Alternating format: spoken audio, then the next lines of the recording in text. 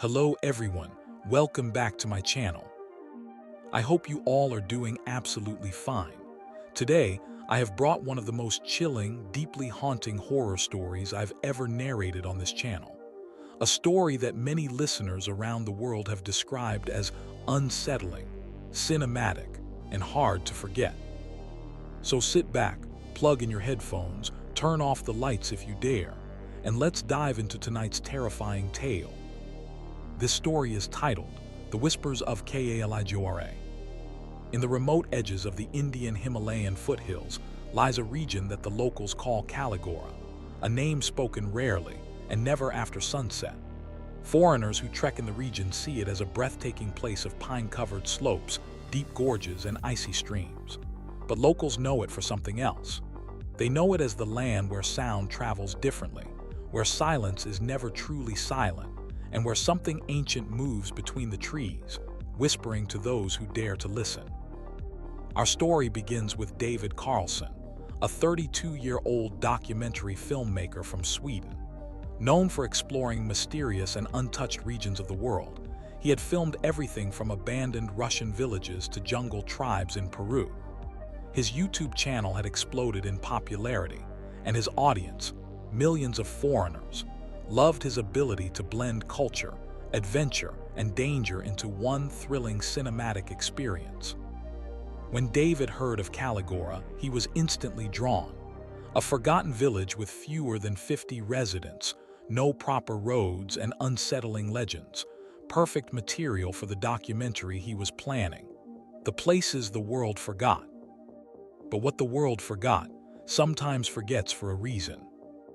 David arrived in India in late October, when the mountain air had begun to sharpen and winter lurked behind the clouds. His guide, Rajiv, warned him from the start. "Sir, Kaligora is not a tourist point. People don't go there, not even locals."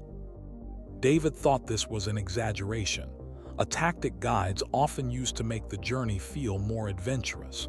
But Rajiv's voice carried a tension David had never heard before. His hands trembled slightly each time he lit a cigarette. Still, David insisted, and after 2 days of tough negotiation, Rajiv reluctantly agreed. They began their ascent on a narrow trail winding through cedar forests. The air grew colder, heavier. Birds that had been chirping in the lower regions suddenly vanished as they moved upward. Even the forest sound seemed to dim, as if muffled by an unseen hand. 3 hours into the trek, David noticed something unusual. The wind carried a faint sound, almost like a whispering. He paused, turned around sharply, expecting someone behind him. But there was nothing, only the stillness of the forest and the long shadows stretching between the trees. "Did you hear that?" David asked.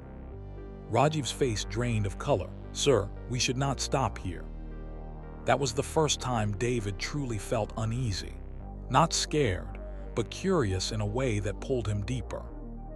As they climbed, they passed a small wooden sign, nearly consumed by moss. The paint had faded badly, but David managed to decipher the warning. "Do not cross after dusk. The forest listens."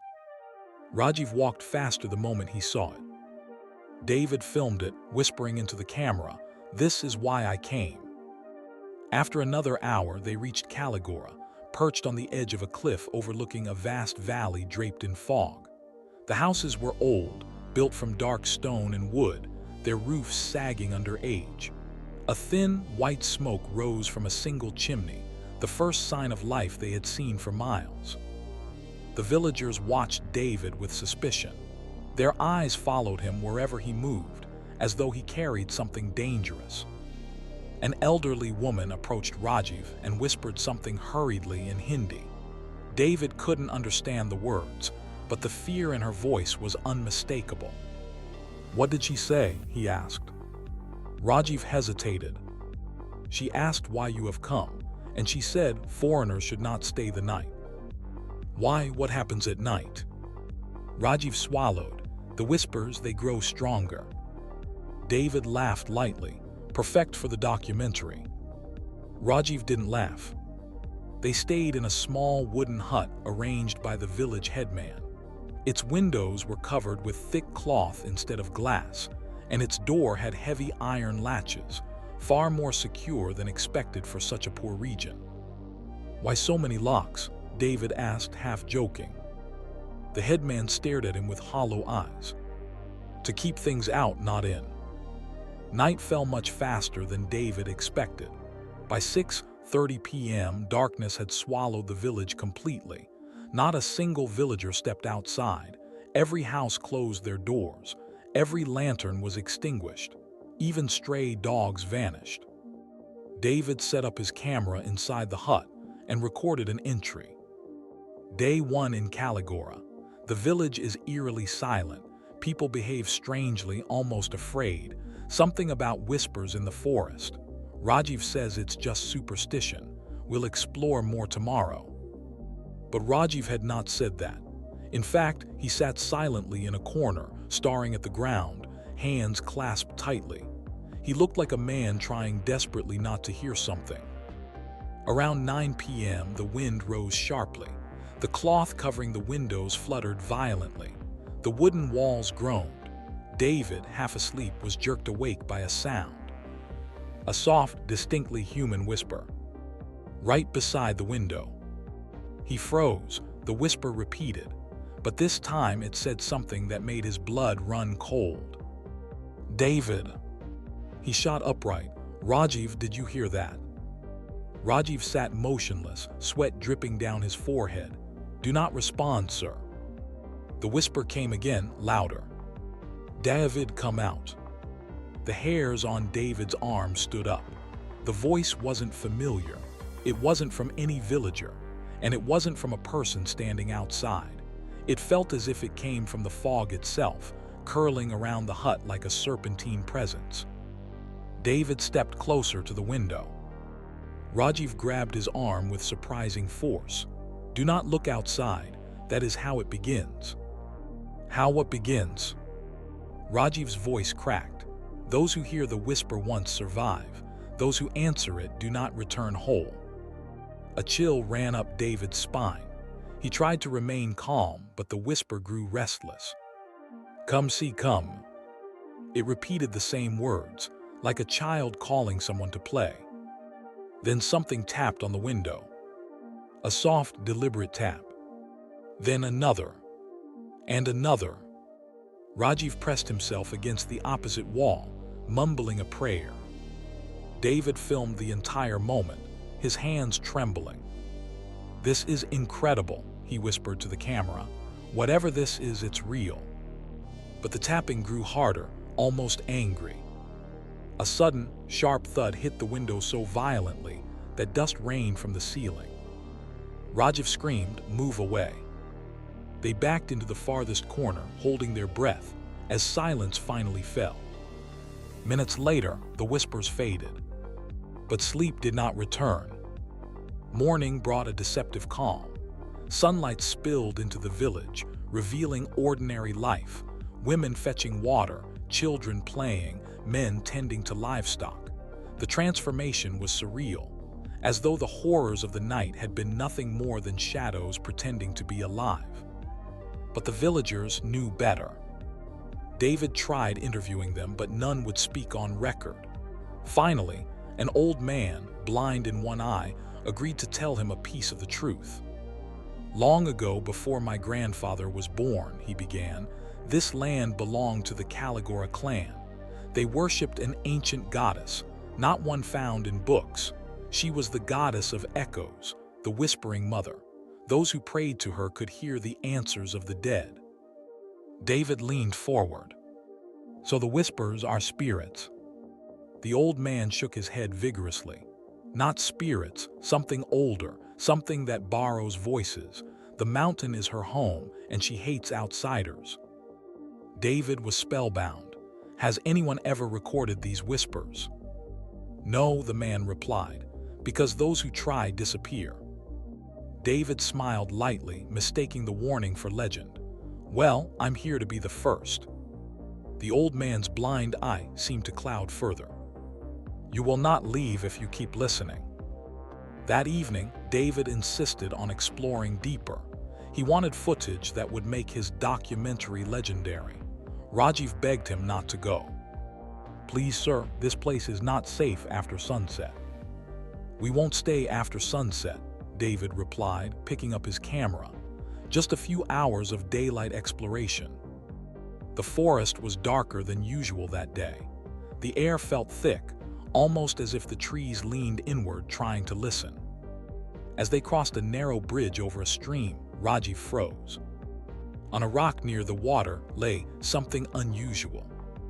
A camera. Old, rusted, half-broken. David picked it up, brushing off dirt. "It's foreign, maybe another documentary crew." Rajiv whispered, "Nobody comes here." Inside the camera was a memory card. David pocketed it. Soon they reached a cave entrance. Strange markings covered the rocks, swirls, lines, and symbols that resembled ear-shaped carvings. A chill crept down David's neck. "This is where she lives," Rajiv whispered. "Who?" "The Whispering Mother." David filmed everything, narrating with excitement. But then, a low hum rose from inside the cave. Soft at first, then clearer. A woman's voice, humming, calling familiar. Rajiv backed away slowly. "We must leave." But David stepped closer. "This voice, I've heard it before." The humming intensified, and suddenly it shapeshifted into a whisper. "David." His blood froze. Rajiv grabbed him with trembling hands. "Run." They sprinted back toward the village, but the whispers followed. They echoed through the trees, multiplying, spreading, bouncing between rocks, growing louder with every passing second. "David, come back. See, play."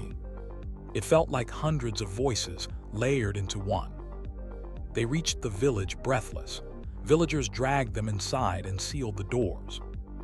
That night, the whispers surrounded the hut.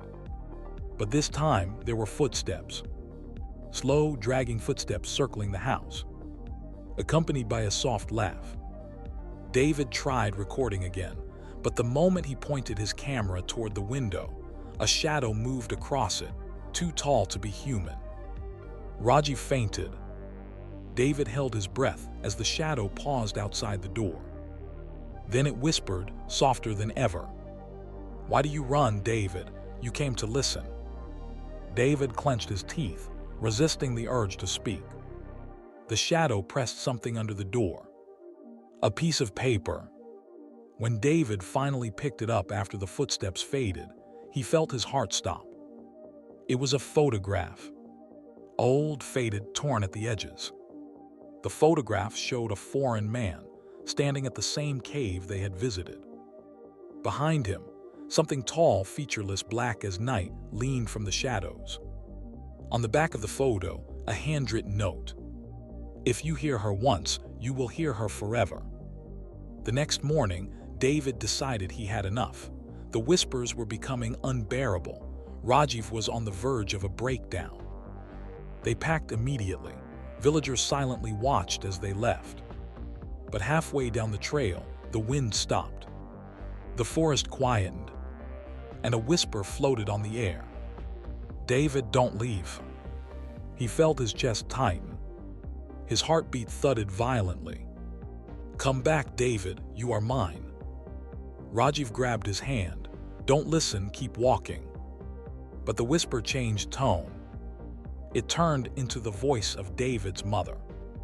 "David, sweetheart, come to me." His eyes widened.